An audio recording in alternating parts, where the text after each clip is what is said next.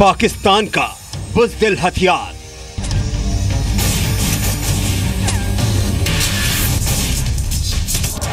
वो घबराता है भारतीय सेना के शौर्य से।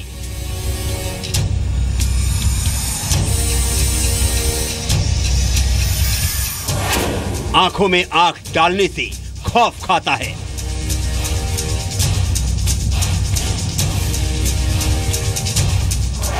वो छुपकर वार करता है। कायर है, डरता है। नाम है पाकिस्तान का BAT।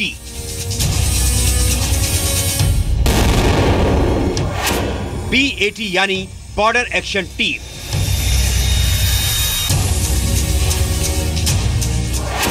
सर्जिकल स्ट्राइक के बाद पाकिस्तान ने तैनात किया बैट।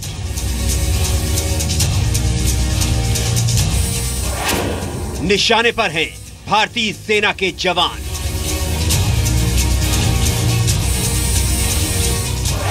लेकिन तैयार है बैट के खिलाफ प्लान।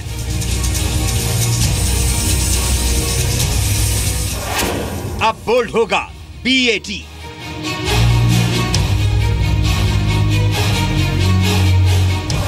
अब बॉर्डर पर बदला लेगा भारत।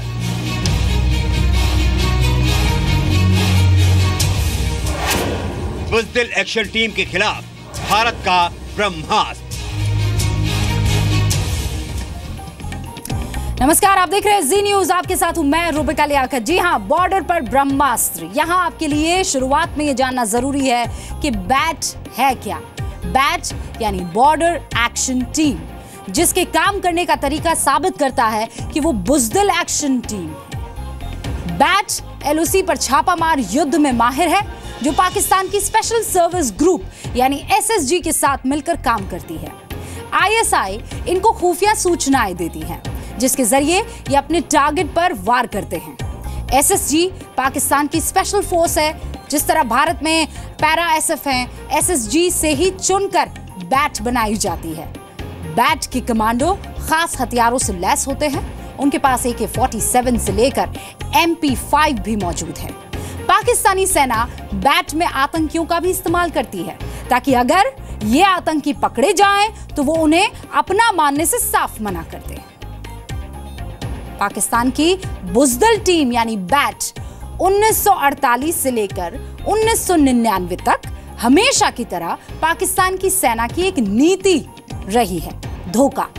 एक बार फिर पाकिस्तान धोखेबाजी या कहें बुज़दिली का सबूत दे रहा है। पाकिस्तान की बॉर्डर एक्शन टीम, जिसे हमने नाम दिया है बुज़दिल एक्शन टीम, इस वक्त इंटरनेशनल बॉर्डर पर और नियंत्रण रेखा पर भारतीय सेना पर हमले की ताक में बैठी हुई है। लेकिन उसे क्या मालूम कि भारतीय सेना के पास उसकी इस बुज़दिली का तोड़ है, जिसे बहादुरी कहा जाता है। आइए देखते हैं क्या है बॉर्डर एक्शन टीम का काम करने का तरीका और उसे किस तरह मात दे रही है हमारी भारतीय सेना।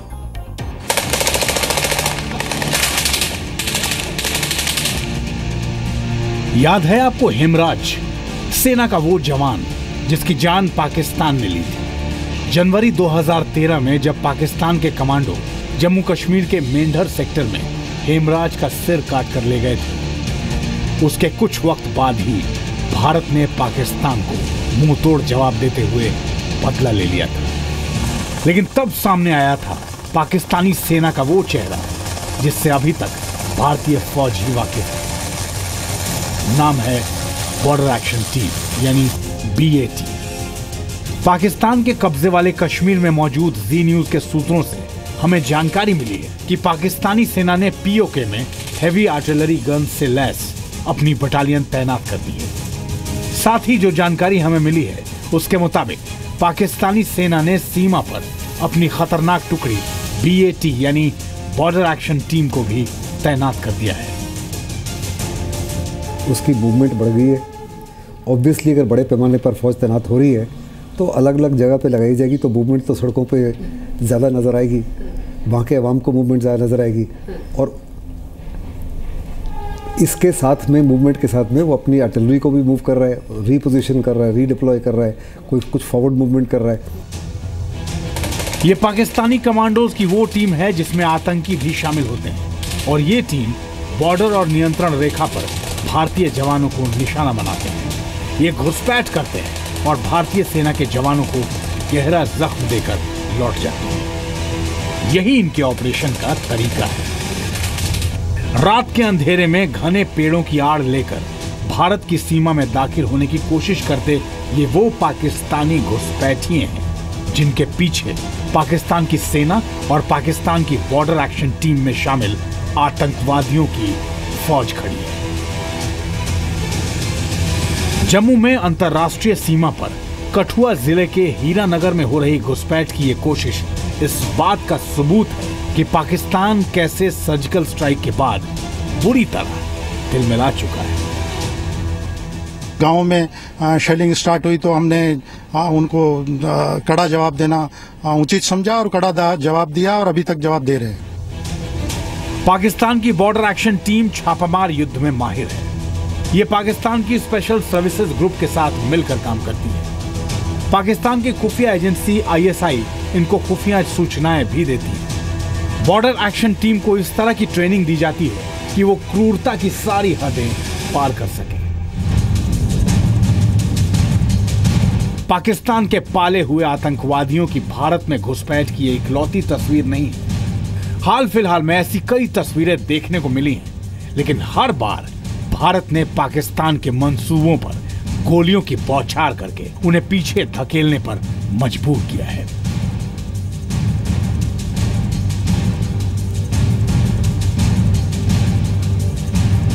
ये पाकिस्तान रेंजर्स का और उनकी सिक्योरिटी फोर्सेज का एक फ्रस्ट्रेशन है।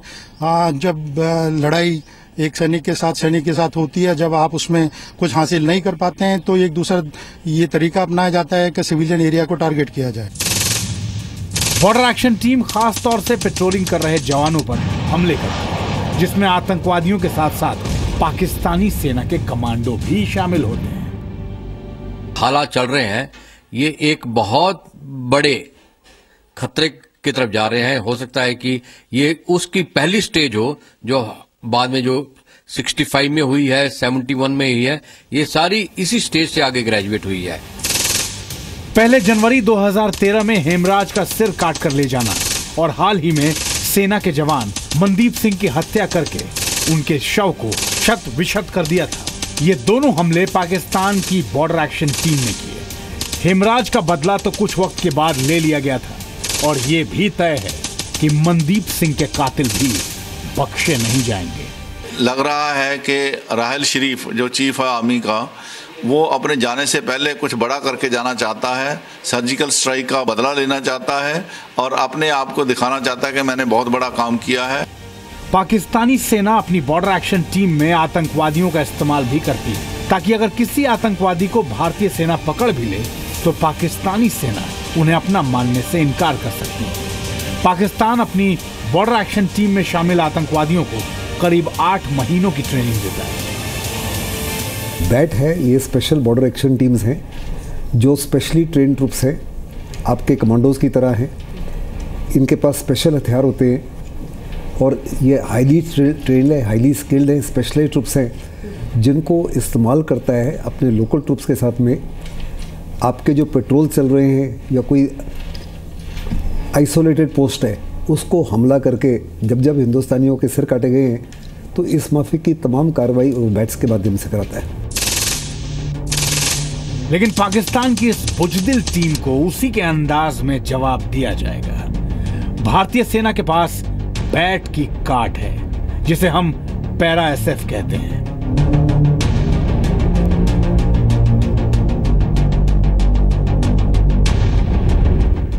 यानी सेना की स्पेशल फोर्स। सर्जिकल स्ट्राइक में पैरा SF के जवान ही थे जिन्होंने पाकिस्तान को ऐसा झकझोरा था कि उसके होश ठिकाने आ गए थे। भारतीय स्पेशल फोर्स ऐसे हथियार और कम्युनिकेशन सिस्टम से लैस है जो पाकिस्तान की SSG के लिए भी ख्वाब की तरह है। ट्रेनिंग भले ही स्पेशल फोर्स की एक जैसी होती है, लेकिन उसमें फर्क पैदा करता है जीत का जज्बा और हौसला। और सर्जिकल स्ट्राइक के बाद भारतीय सेना का हौसला बुलंदी पर है और बहुत मुमकिन है कि शिकार पर निकलने वाली पाकिस्तान की बॉर्डर एक्शन टीम अगली बार खुद भारतीय कमांडोज का शिकार बन जाए। ब्यूरो रिपोर्ट, जी मीडिया। ये मुझे आपको बताने की जरूरत नहीं है कि बॉर्डर पर हालात टेंशन वाले हैं। जी न्यूज जम्मू कश्मीर में पाकिस्तान से लगने वाली सरहद और नियंत्रण रेखा से ग्राउंड रिपोर्ट लेकर आया है। देखिए कुपवाड़ा से लेकर पठानकोट तक किस तरह भारतीय सेना के जवान हैं बॉर्डर पर देश की हिफाजत कर रहे हैं। पाकिस्तान की सरहद से सटे अब्दुलिया गांव में रात के वक्त या तो अंधेरा दिखता है या फिर सन्नाटा। ये गांव पूरी तरीके से खाली है और पिछले कई दिनों से लोगों को यहां से पलायन करना पड़ रहा है। वजह साफ है, क्योंकि जब चाहें दिन हो या रात पाकिस्तान अचानक यहां पर गोलियां बरसानी शुरू कर देता है। ये गांव 3 तरफ से पाकिस्तान से घिरा हुआ है।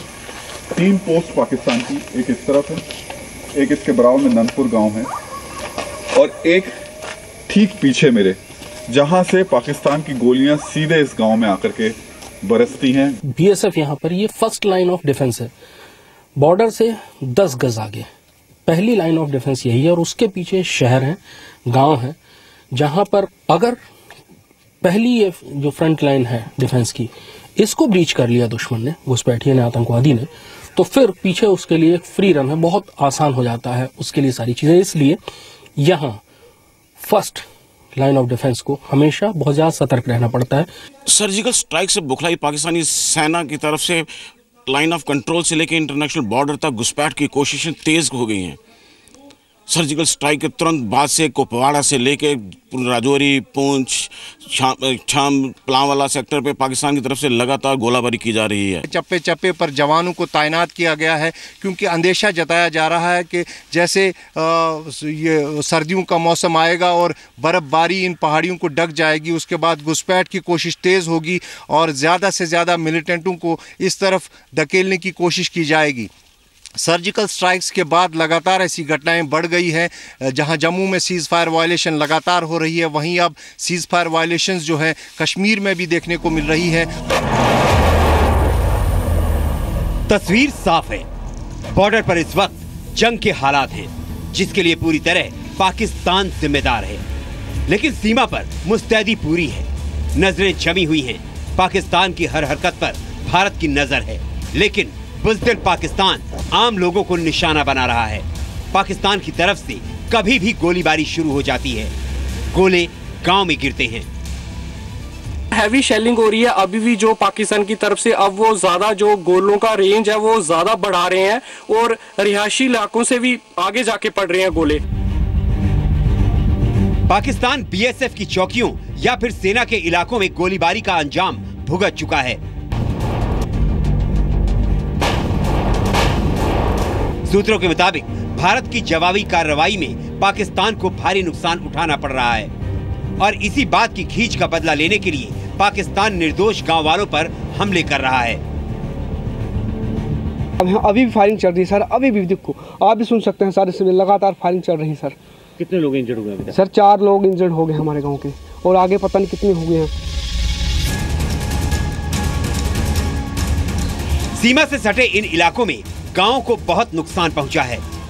रक्षा विशेषज्ञों का कहना है कि अगर पाकिस्तान अपनी हरकतों से बाज नहीं आता है तो भविष्य में हालात और भी खराब हो सकते हैं, जिसका नतीजा एक और युद्ध के तौर पर हमें देखने को मिल सकता है।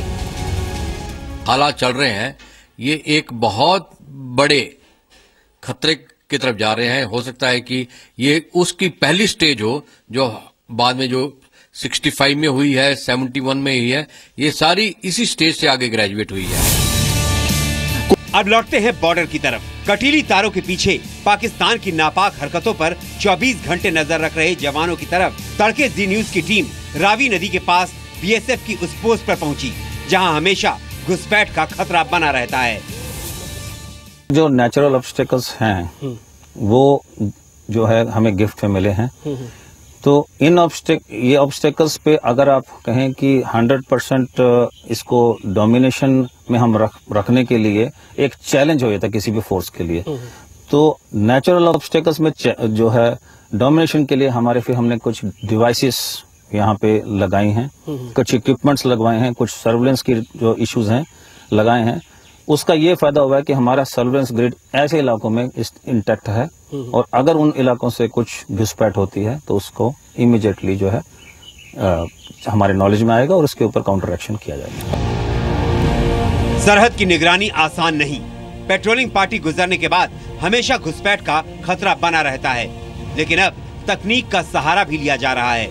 लेकिन हालात ऐसे भी होते हैं जब तकनीक भी 100% काम नहीं आती। रात के हालात ऐसे हैं, साथ में मौसम की मार। ये बॉर्डर पोस्ट रावी नदी पर भी नजर रखती है और यहाँ से सिर्फ 20 कदम आगे फेंसिंग है, उसके उस पार पाकिस्तान है जिसकी हरकतें लगातार जारी रहती हैं।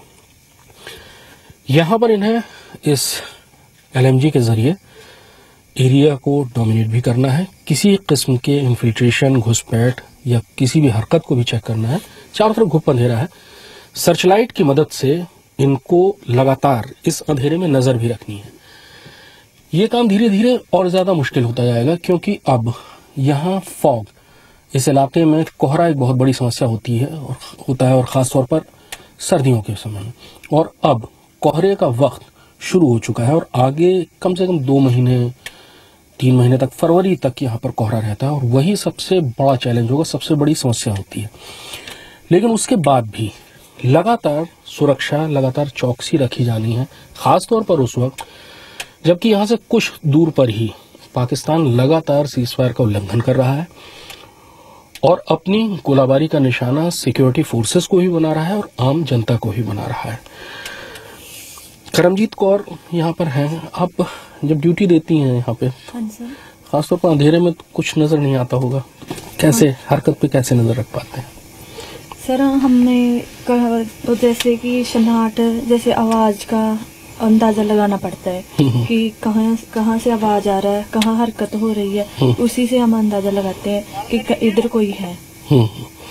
और कोहरे में तो बहुत ज्यादा समस्या होती होगी। वो उसमें तो फिर सर वो तो होती है, दिखता नहीं है, तो फिर हमें ज्यादा ध्यान से रहना पड़ता है, देखना पड़ता है चारों तरफ कहीं से कहाँ से आवाज आ रही है। तकनीक का भी सहारा लिया जा रहा है, हैंड हेल्ड थर्मल इमेजर, यानी जो किसी भी इंसान या किसी भी जिंदा चीज के शरीर के तापमान के आधार पर रात में गुप्त अंधेरे में भी देख लेते हैं, लेकिन कोहरे की वजह से उनकी भी जो विजिबिलिटी है, उनकी भी जो कैपेसिटी वो कम हो जाती है। चलते हैं RSपुरा सेक्टर, जहां दिन के हालात ऐसे हैं जैसे कर्फ्यू लगा हो। पाकिस्तानी गोलाबारी के खौफ से लोग घरों को छोड़ चुके हैं। कुछ लोग इस गोलीबारी के बीच अब भी यहाँ रुके हुए हैं।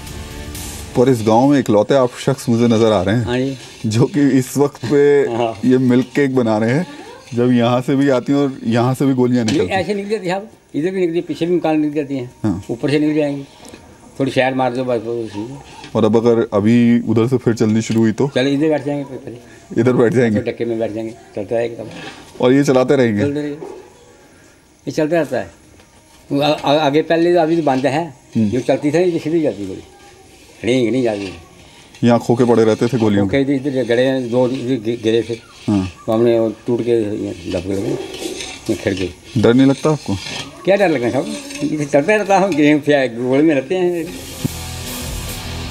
रात में हालात और गंभीर हो जाते हैं क्योंकि अब तो पाकिस्तान की पोस्ट भी ठीक से नजर नहीं आती, सिर्फ कुछ लाइट जलते हुए देखी जा सकती हैं, जिससे अंदाजा होता है कि पाकिस्तान की पोस्ट किस तरफ है। पठानकोट में कृष्ण मोहन मिश्रा, RSपुरा में राजू केरनी और राहुल सिन्हा के साथ कुपवाड़ा में खालिद हुसैन, ज़ी मीडिया।